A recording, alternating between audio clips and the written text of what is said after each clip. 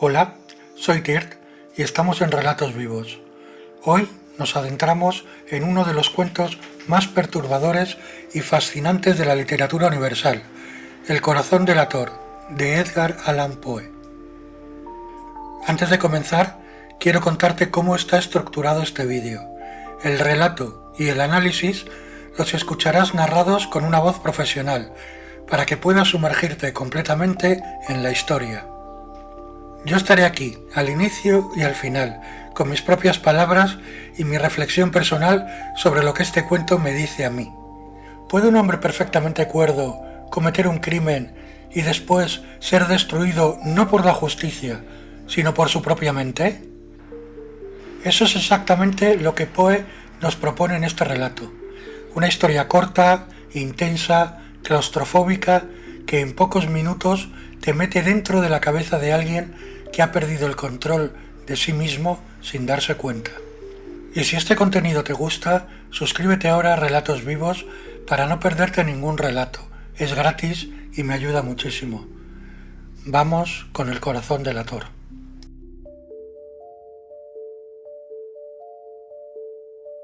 Edgar Allan Poe. El corazón delator. Creedme, yo soy muy nervioso, espantosamente nervioso, siempre lo he sido. Mas, ¿por qué os empeñáis en que estoy loco? La enfermedad ha dado mayor perspicacia a mis sentidos, no los ha destruido ni embotado. Entre todos se distingue, sin embargo, el oído como superior en firmeza. Yo he oído todas las cosas del cielo y de la tierra, y no pocas del infierno. ¿Cómo, pues, he de estar loco? Atención, y contemplad con cuánta calma y cordura puedo contaros toda mi historia. No es posible explicar cómo me pasó por las mientes la idea por primera vez, pero ya que me pasó, no cesó de perseguirme noche y día. Verdaderamente no había en ella objeto ni pasión de mi parte. Yo quería al pobre viejo. Él no me había hecho mal ninguno. Jamás me había insultado. Yo no codiciaba su oro. Ah, sí, esto es. Uno de sus ojos parecía de buitre. Era un ojo azul apagado y con una catarata. Cada vez que aquel ojo se fijaba en mí, la sangre se me helaba. Así fue que lentamente y por grados se me puso en la cabeza matar a aquel viejo, para de este modo librarme de aquel ojo para siempre. He aquí, pues, la dificultad. ¿Me creéis loco? Pues bien, los locos no saben nada de nada, pero si me hubierais visto, si hubierais visto con qué sagacidad me conduje, con qué precaución, con qué previsión y disimulo acometí mi empresa. Nunca estuve tan amable con el viejo como durante la semana que precedió al asesinato. Y cada noche, hacia la medianoche, descorría el pestillo de su puerta y abría, oh, tan suavemente. Y cuando había entreabierto lo suficiente para que cupiese mi cabeza, introducía una linterna sorda, bien cerrada, sin dejar que asomase un solo rayo de luz. Después metía la cabeza. ¿Cómo os hubierais reído de ver cuán diestramente metía la cabeza? Movíala lentamente, muy lentamente, para no turbar el sueño del viejo. Una hora empleaba, cuando menos, en introducir la cabeza por la abertura hasta ver al viejo acostado en su cama. ¿Un loco habría sido por ventura tan potente? Y cuando había metido toda la cabeza, abría ya la linterna con precaución. ¡Oh! ¿Con qué precaución? ¿Con qué precaución? Porque rechinaba el gozne. Abría lo preciso nomás para que un rayo imperceptible de luz cayese sobre el ojo de buitre. Repetí la operación durante 7 interminables noches, a medianoche exactamente. Pero como siempre encontrase el ojo cerrado, no pude realizar mi propósito, porque no era el viejo mi eterna pesadilla, sino su maldito ojo. Cada mañana, apenas amanecía, entraba yo resueltamente en su cuarto y le hablaba con desparpajo, llamándole cordialmente por su nombre, e informándome de cómo había pasado la noche. Muy listo había de ser el viejo para sospechar que cada noche, a medianoche, le espiaba yo durante su sueño. La 8ª noche redoblé las precauciones para abrir la puerta. El horario de un reloj se mueve con más velocidad que en aquel momento se movía mi mano. Hasta aquella noche no había yo meditado todo el alcance de mis facultades y de mi sagacidad. Apenas podía contener la sensación que me causaba el triunfo. Pensar que yo estaba allí, abriendo poco a poco la puerta, y que él no soñaba siquiera ni mis intentos. Esta idea me arrancó una ligera sonrisa que él oyó sin duda, porque se revolvió súbitamente en la cama, como si despertase. Creeréis quizá que me retiré, pues no. La habitación estaba tan negra como la pez, según que eran espesas las tinieblas, porque las ventanas estaban cuidadosamente cerradas por miedo a los ladrones.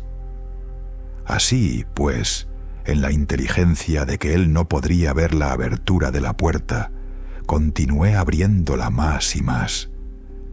Ya había metido la cabeza y principiaba a abrir la linterna cuando mi pulgar resbaló sobre el cierre de hoja de lata y el viejo se incorporó en la cama gritando: «¿Quién anda ahí?». Quedóme absolutamente inmóvil y sin decir una palabra. Durante 1 hora entera no moví ni un músculo, y en todo este tiempo no oí que se volviera a acostar. Permanecía incorporado y alerta, lo mismo que yo había hecho noches enteras escuchando las arañas en la pared. Mas he aquí que oí un débil gemido y conocí que era producido por un terror mortal. No era un gemido de dolor o de disgusto, oh no, era el ruido sordo y ahogado de un alma sobrecogida de espanto. Yo conocía bien este ruido. Bastantes noches, a medianoche en punto, mientras que el mundo entero dormía, se había escapado de mi propio seno, aumentando con su terrible eco los terrores que me asaltaban. Digo, pues, que conocía bien aquel ruido.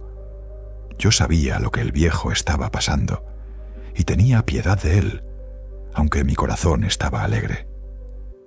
Sabía que estaba despierto desde que, al oír el primer ruido, se había aumentado por momentos. Había querido convencerse de que su terror no tenía causa, pero no había podido. Habíase dicho a sí mismo: «Esto no es más que el viento que suena en la chimenea o un ratón que corre por el entarimado». Sí había querido recobrar el valor con semejantes hipótesis, pero en vano, porque la muerte que se acercaba había pasado por delante de él, envolviendo con su sombra negra a su víctima. La influencia de aquella sombra fúnebre era la que le hacía adivinar, aunque nada había visto ni oído, la presencia de mi cabeza en su habitación. Después de esperar largo tiempo y con gran paciencia, sin oír que volviera a acostarse, me resolvía a entreabrir un poco la linterna, pero tan poco, que no podía ser menos.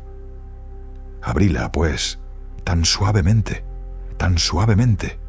que fuera imposible imaginarlo, hasta que al fin un rayo de luz, pálido como un hilo de araña, penetró por la abertura y fue a dar en el ojo de buitre. Estaba abierto del todo, y yo apenas le miré, me encendí en cólera. Le vi clara y distintamente todo entero, de un azul empañado y cubierto de una tela horrible que me heló hasta la médula de los huesos. Pero no pude ver ni la cara ni el cuerpo del viejo, porque había dirigido el rayo, como por instinto, precisamente al sitio maldito. Ahora bien, ¿no os dije que lo que tomáis por locura no es más que un refinamiento de los sentidos? Pues bien, lié aquí que oí un ruido sordo, apagado y frecuente, semejante al que haría un reloj envuelto en algodón, y lo reconocí perfectamente. Era el latido del corazón viejo. Con él creció mi furor, como el coraje del soldado se exaspera con el redoble de los tambores. Contúveme, sin embargo, y permanecí inmóvil y respirando apenas. Empleé mi esfuerzo en sostener fija la linterna y el rayo de luz en derechura del ojo. Al mismo tiempo, el latir infernal del corazón era cada vez más fuerte y más precipitado, y sobre todo más alto. El terror del viejo debía ser extremo. Estos latidos, dije yo entre mí, son cada minuto más fuertes. ¿Me comprendéis bien? Ya os he dicho que soy nervioso. Por lo tanto, aquel ruido tan extraño, en medio de la noche y del medroso silencio que reinaba en aquella vieja casa, me causaba un temor irresistible. Aún pude, sin embargo, contenerme durante algunos minutos, pero los latidos iban siendo aún más fuertes. Yo creía que el corazón iba a reventar, y he aquí que una nueva angustia se apoderó de mí. Aquel ruido podía ser oído por algún vecino. La hora del viejo había sonado. Di un alarido, abrí bruscamente la linterna y me precipité en la habitación. El viejo no dio un grito, ni un solo grito. En un momento le arrojé sobre el entarimado y cargué sobre él todo el peso aplastador de la cama. Entonces sonreí de satisfacción al ver tan adelantada mi obra.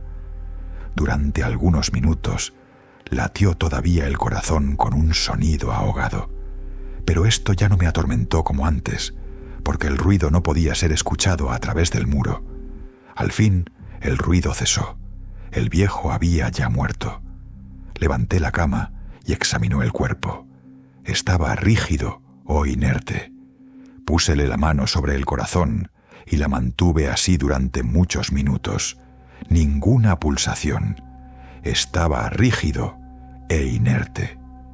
El ojo maldito no podía atormentarme más. Si persistís en creerme loco, vuestra creencia se desvanecerá cuando os diga los ingeniosos medios que empleé para ocultar el cadáver. La noche avanzaba y yo trabajaba velozmente, pero en silencio. Primeramente corté la cabeza, después los brazos y por último las piernas. Luego arranqué 3 tablas del entarimado y coloqué debajo aquellos restos, volviendo a colocar las tablas tan hábil y diestramente que ningún ojo humano, ni aun el suyo, hubiera podido descubrir algún indicio sospechoso. No había nada que dudar, ni una mancha, ni un rastro de sangre.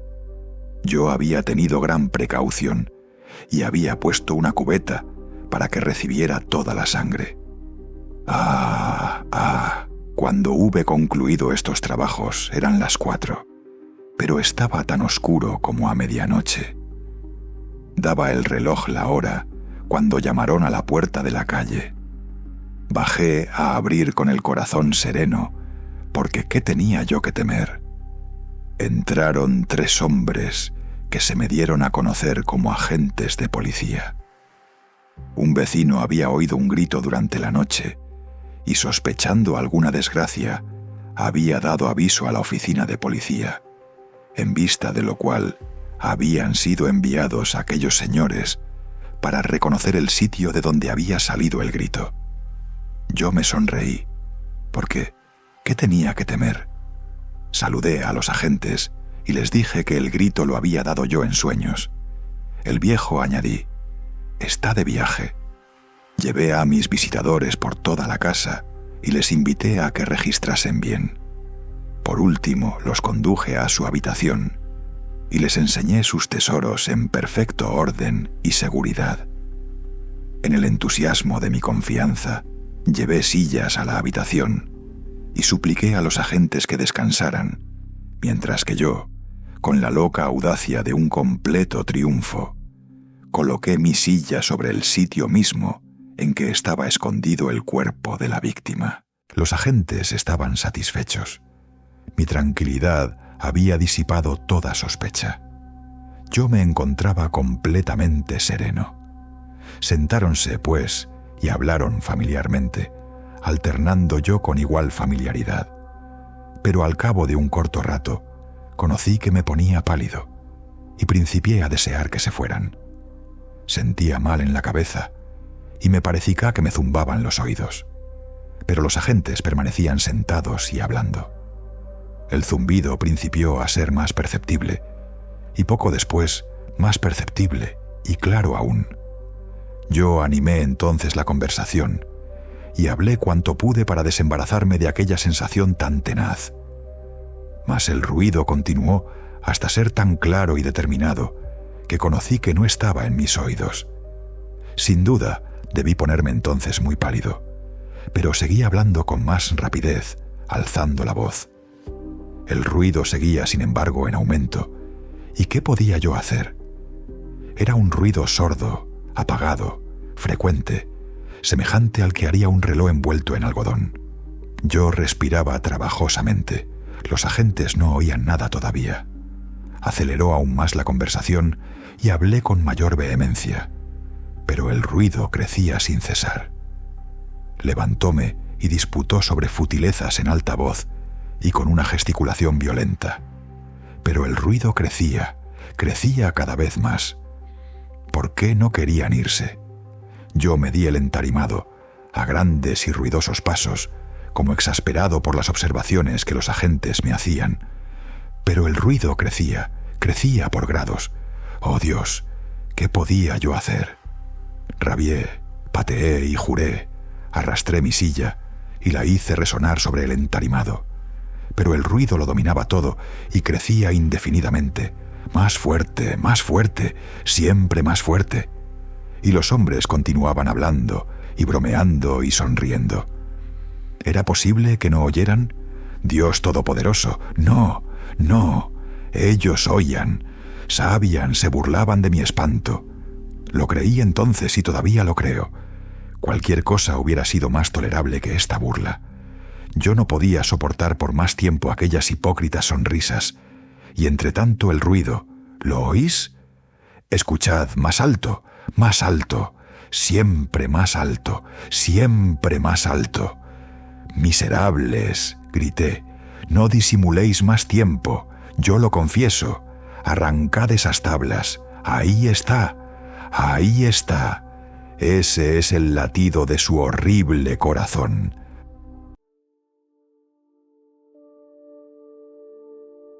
Análisis El corazón delator de Edgar Allan Poe. Lo primero que me golpea de este cuento es que el narrador nos convence desde la primera línea de que está cuerdo, y eso es precisamente lo que lo hace tan aterrador, porque la locura real raramente se reconoce a sí misma. Poe construye algo muy difícil de lograr, un personaje que es a la vez verdugo y víctima. Mata al anciano con una frialdad calculada, con una paciencia casi sobrehumana, y sin embargo, es incapaz de soportar el peso de lo que ha hecho. El corazón que escucha bajo las tablas del suelo no existe. Es su propia conciencia, amplificada hasta el límite de lo insoportable. Desde mi punto de vista, este cuento no trata realmente sobre el crimen, trata sobre la culpa, y sobre cómo la culpa, cuando no tiene salida, puede destrozar a una persona desde dentro con más eficacia que cualquier castigo externo. Hay algo en este relato que me parece muy actual. Vivimos en una época en que mucha gente aprende a disimular, a mantener la compostura, a parecer normales ante los demás. Poe nos dice que ese esfuerzo tiene un límite, que la verdad de una forma u otra siempre encuentra la manera de salir. El corazón late porque él necesita que lata, porque en el fondo, aunque no lo admita, quiere ser descubierto, quiere que alguien sepa lo que ha hecho. Esa es la parte más humana y más oscura de este personaje.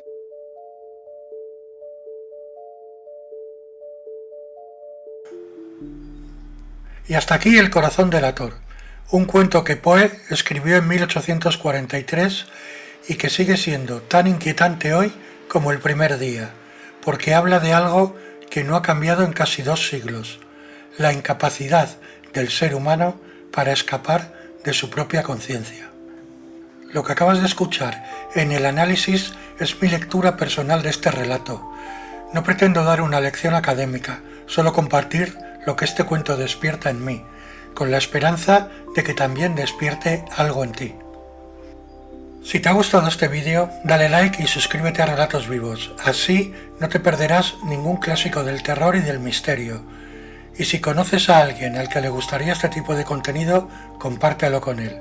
Cada suscriptor cuenta. Nos vemos en el siguiente relato. Gracias.